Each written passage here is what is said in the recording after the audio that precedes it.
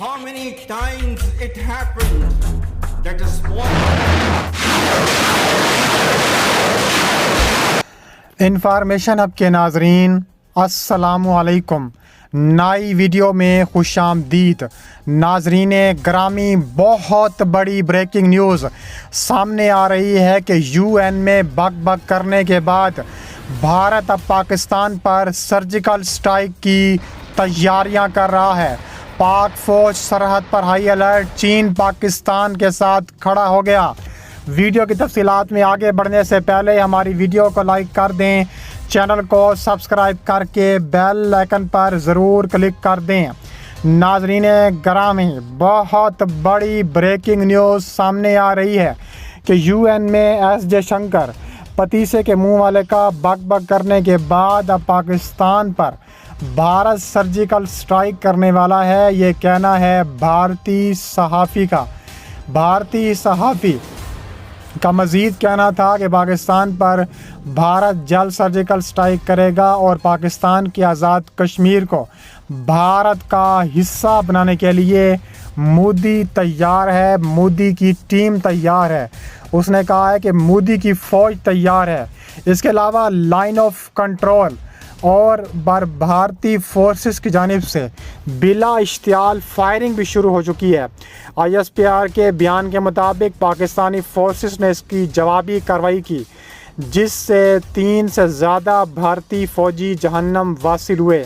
Control line پر جاری موت اور تباہی کے وحشیانہ سلسلے کی یہ تازہ ترین ہلاکتیں ہیں۔ پاک فوج کے شعبہ تعلقات عامہ کی طرف سے جاری پریس ریلیز کے مطابق بھارتی سرحدی فورسز نے لائن آف کنٹرول کے ساتھ کوٹلی اور جن روٹ سیکٹرز میں فائرنگ کی۔ فوج کے نشریاتی شعبے کا بیان ہے کہ ہندوستانی فوجیوں نے اس وقت فائرنگ کی جب پاکستانی فوجی سرحد پر کام کر رہے تھے۔ جموں کشمیر کے ضلع راجوری میں لائن آف کنٹرول کے ساتھ پاکستان کی جانب سے جوابی فائرنگ میں ایک بھارتی غیر کمیشن یافتہ فوجی افسر جہنم واصل ہو چکا ہے۔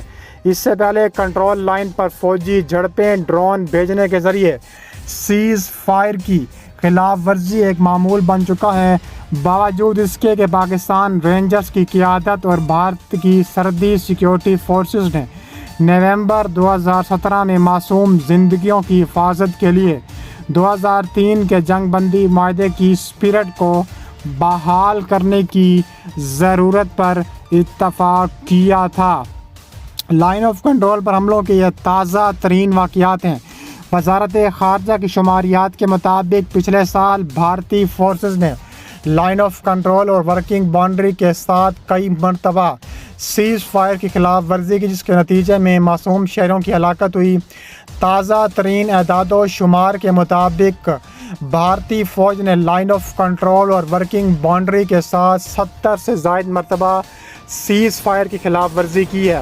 پاکستان اپنے موقف پر قائم ہے کہ بھارت کو 2 پڑوسی ملکوں کے درمیان 2003 کی جنگ بندی معاہدے کا احترام کرنا ہوگا، لائن آف کنٹرول اور ورکنگ باؤنڈری پر امن برقرار رکھنا ہوگا۔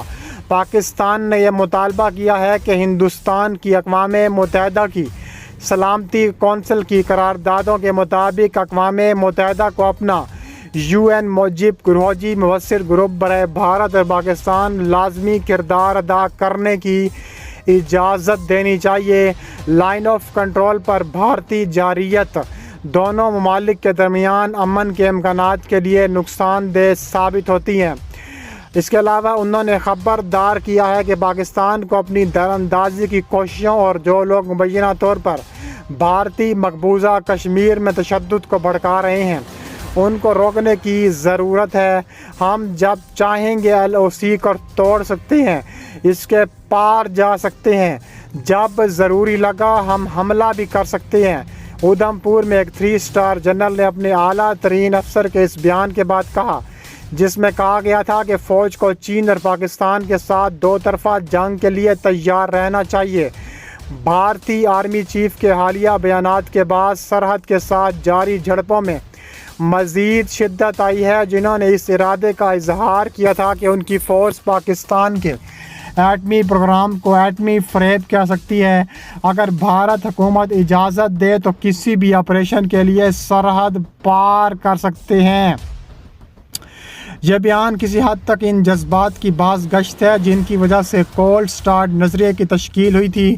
یہ نظریہ جوابی جوہری حملے کے لیے ضروری حد کو عبور کیے بغیر بھارتی فورسز کی طرف سے پاکستان کے علاقے میں عام حملوں کے لیے کہتا ہے۔ جہاں بھارتی عوام طور پر ایک کولڈ سٹارٹ نظریے کی وجود سے انکار کرتا ہے، وہیں اس کی خواہش ہے کہ دونوں جانب سے جوہری ہتھیاروں کے استعمال کے بغیر روایتی فوجی طریقوں سے استعمال سے پاکستان کو نقصان پہنچا سکے۔ ہر گزرتے دن کے ساتھ زیادہ سے زیادہ واضح ہوتی جا رہی ہے۔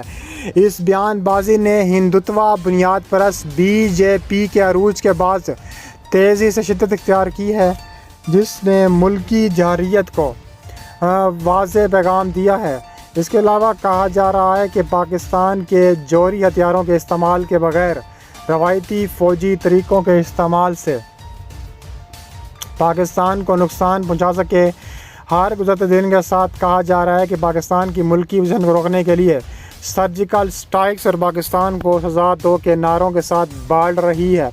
آخر میں یہ واضح ہے کہ جارحانہ فوجی پالیسی کو فروغ دینے کے لیے انتہا پسند ہندوتوا تو بنیاد پرستی کو اس وقت تک بھارتی استبدادانہ ڈیزائن کے ساتھ مخلوط کر دیا گیا ہے، جو لائن آف کنٹرول کے ساتھ موت اور تباہی کی صورت میں ظاہر ہوتا جا رہا ہے۔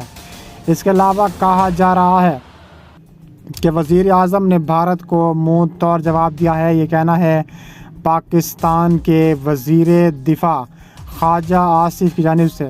انہوں نے کہا ہے کہ پاکستان بھارت کو ہر صورت منہ توڑ جواب آگے دیتا رہے گا۔ وزیر دفاع خواجہ آصف نے مزید کہا ہے کہ وزیر اعظم شہباز شریف نے اقوام متحدہ جنرل اسمبلی میں مقبوضہ کشمیر اور فلسطین کا مقدمہ بھرپور انداز میں لڑا، بھارت کو کسی بھی جارحیت کی صورت میں منہ توڑ جواب دینے کا پیغام دے کر پوری قوم کی ترجمانی کی ہے۔ نیو یارک میں وزیر دفاع خواجہ آصف کی پاکستانی کمیونٹی کے ارکان سے ملاقات ہوئی ہے، جس کا اہتمام قونصلیٹ جنرل آف پاکستان کی جانب سے کیا جا رہا تھا۔ اس موقع پر انہوں نے کہا ہے کہ وزیر اعظم نے پوری دنیا کے سامنے کشمیر اور فلسطین کا مقدمہ شاندار انداز سے پیش کیا۔ وزیر اعظم نے بھارت کی جانب سے کسی بھی جارحیت کا منہ توڑ جواب دینے کی قوم کی ترجمانی کی ہے۔ انہوں نے کہا ہے کہ اوورسیز پاکستانی ہمارا قیمتی اثاثہ اور ہمارے ماتھے کا جھومر ہے۔ ہم سب کی پاکستان سے محبت کا اظہار دیکھ کر خوشی ہوئی۔ انہوں نے کہا کہ بھارت یہ جان لے کہ پاکستان بھارت کو ہر اس جگہ پر ٹارگٹ کرے گا جہاں وہ پاکستان کو ٹارگٹ کرنے کی کوشش کرے گا۔ ان کا کہنا ہے کہ پاکستان ہر صورت منہ توڑ جواب دینے کی بھرپور صلاحیت رکھتا ہے اور پاکستان ہر صورت بھارت کو عبرت کا نشان بنانے کے لیے تیار بیٹھا ہے۔